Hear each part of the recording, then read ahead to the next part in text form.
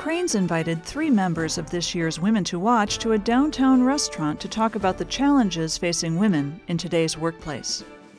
When a woman is fiercely competitive, they call her something else. And when a man is fiercely competitive, he's an incredibly successful business person.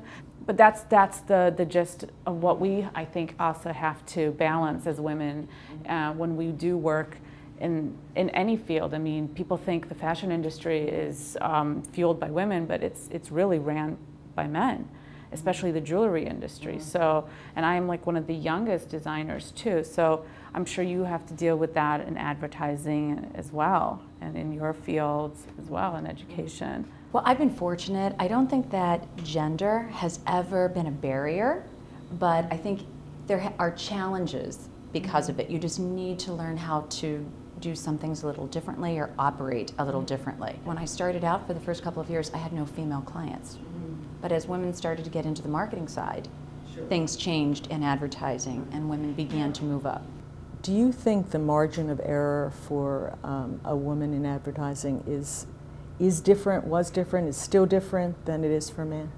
Earlier on, if you were a woman, you had to really prove yourself in order to be taken seriously, especially by clients.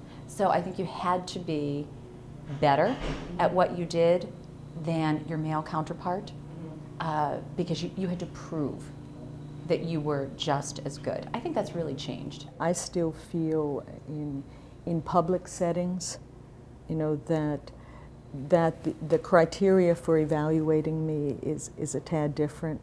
You know, I always describe it, I'm a great risk taker in the job. I am very conservative in how I live my job personally, because I know I'm representing the institution, and the integrity of the institution depends upon what people attribute to me. So Lana, if you were starting out today, do you think you would be facing the same challenges? Has this 9-year period changed anything in your business? I actually look at it more challenges facing in my age. At the end of the day, your work speaks for itself.